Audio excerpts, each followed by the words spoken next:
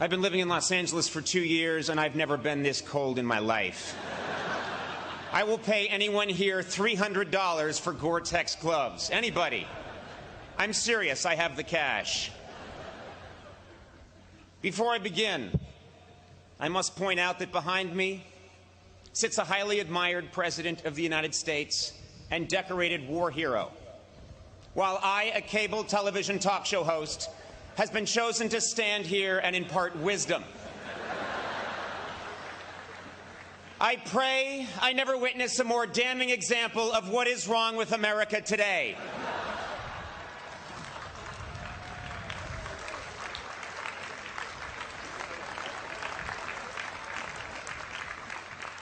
Graduates, faculty, parents, relatives, undergraduates, and old people that just come to these things. Good morning and congratulations to the Dartmouth class of 2011.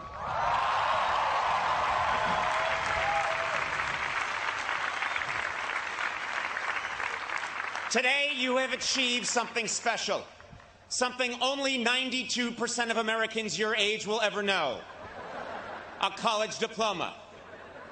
That's right, with your college diploma, you now have a crushing advantage over 8% of the workforce. I'm talking about dropout losers like Bill Gates, Steve Jobs, and Mark Zuckerberg. Incidentally, speaking of Mr. Zuckerberg, only at Harvard would someone have to invent a massive social network just to talk with someone in the next room. My first job as your commencement speaker is to illustrate that life is not fair. For example, you have worked tirelessly for 4 years to earn the diploma you'll be receiving this weekend. That was great. And Dartmouth is giving me the same degree for interviewing the fourth lead in Twilight. Deal with it. Another example that life is not fair: if it does rain, the powerful rich people on stage get the tent.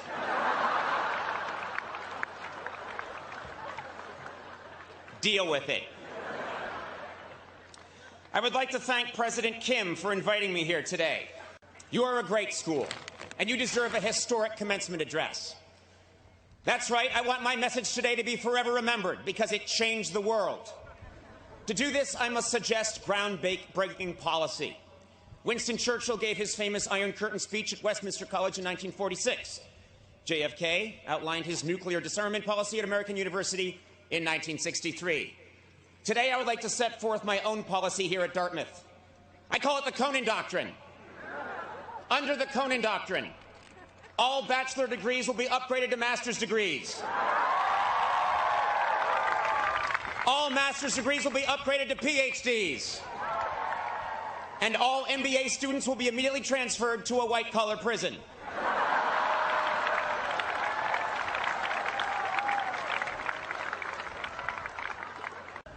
Well, today, I'm not going to waste your time with empty cliches. Instead, I'm going to give you real, practical advice that you will need to know if you're going to survive the next few years. First, adult acne lasts longer than you think. I almost canceled 2 days ago because I had a zit on my eye. Guys, this is important. You cannot iron a shirt while wearing it. Here's another one. If you live on ramen noodles for too long, you lose all feelings in your hands, and your stool becomes a white gel. Of course, there are many parents here, and I have real advice for them as well. Parents, you should write this down. Many of your children, you haven't seen them in 4 years. Well, now you're about to see them every day when they come out of the basement to tell you the Wi-Fi isn't working. If your child majored in fine arts or philosophy, you have good reason to be worried. The only place they are now really qualified to get a job is ancient Greece. Good luck with that. And I have to tell you this: you will spend more money framing your child's diploma than they will earn in the next 6 months. It's tough out there, so be patient. The only people hiring right now are Panera Bread and Mexican drug cartels. Yes, you parents must be patient because it is indeed a grim job market out there. One of the reasons it's so tough finding work is that aging baby boomers refuse to leave their jobs. Trust me on this.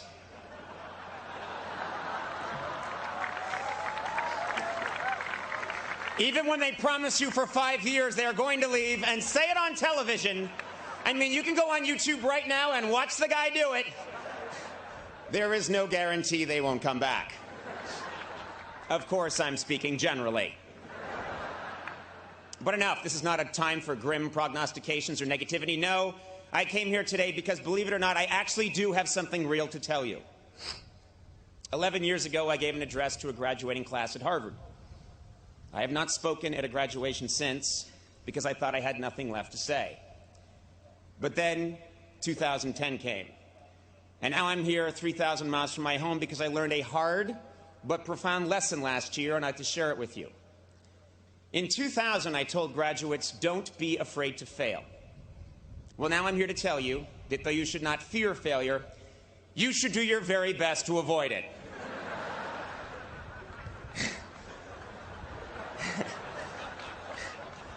Nietzsche famously said, whatever doesn't kill you makes you stronger. What he failed to stress is that it almost kills you.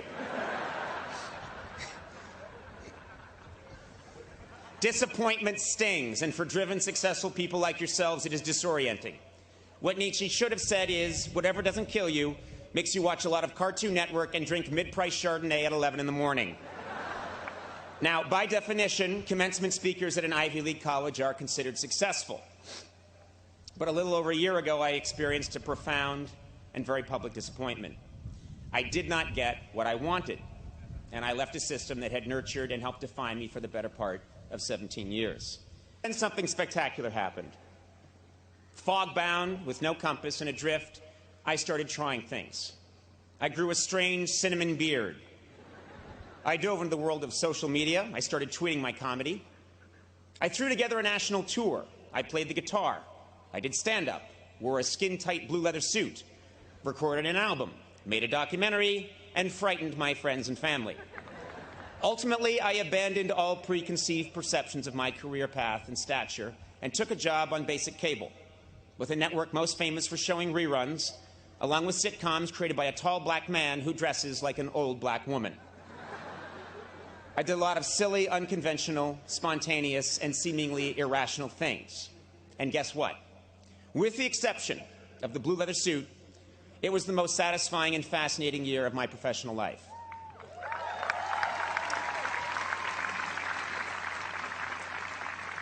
To this day, I still don't understand exactly what happened, but I have never had more fun, been more challenged, and this is important, had more conviction about what I was doing.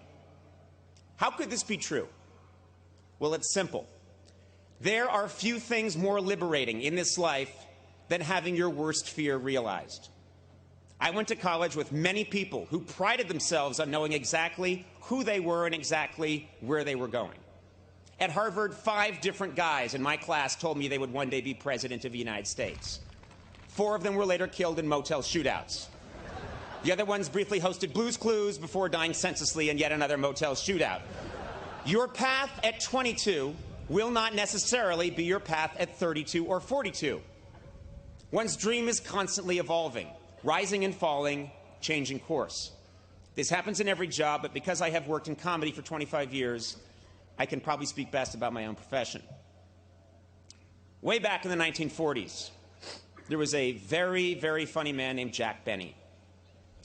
He was a giant star, easily one of the greatest comedians of his generation.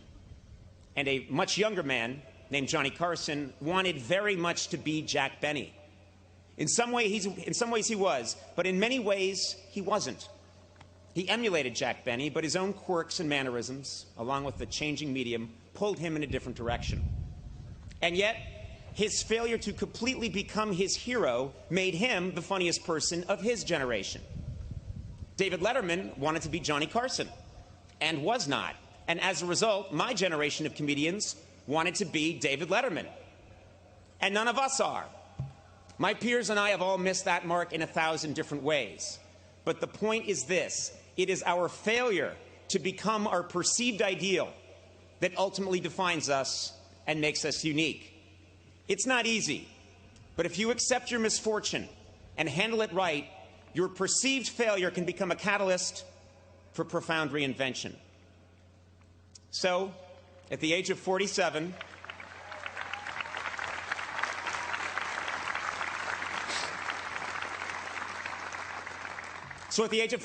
after 25 years of obsessively pursuing my dream, that dream changed. For decades in show business, the ultimate goal of every comedian was to host The Tonight Show. It was the holy grail. And like many people, I thought that achieving that goal would define me as successful. But that is not true.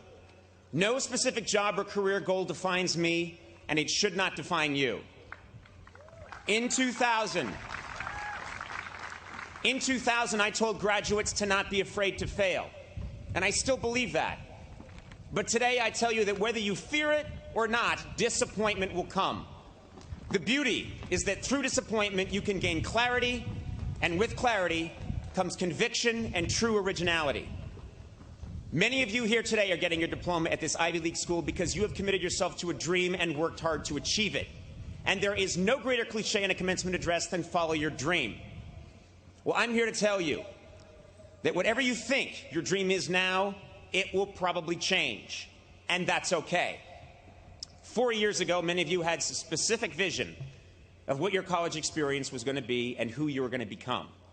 And I bet today most of you would admit that your time here was very different from what you imagined. Your roommates changed, your major changed. For some of you, your sexual orientation changed. I bet some of you have changed your sexual orientation since I began this speech. I know I have. But through the good, and especially the bad, the person you are now is someone you could never have conjured in the fall of 2007. I've told you many things today, most of it foolish, but some of it true. I'd like to end my address by breaking a taboo and quoting myself from 17 months ago. At the end of my final program with NBC, just before signing off, I said, "Work hard, be kind, and amazing things will happen." Today, receiving this honor and speaking to the Dartmouth class of 2011 from behind a tree trunk, I have never believed that more. Thank you very much and congratulations.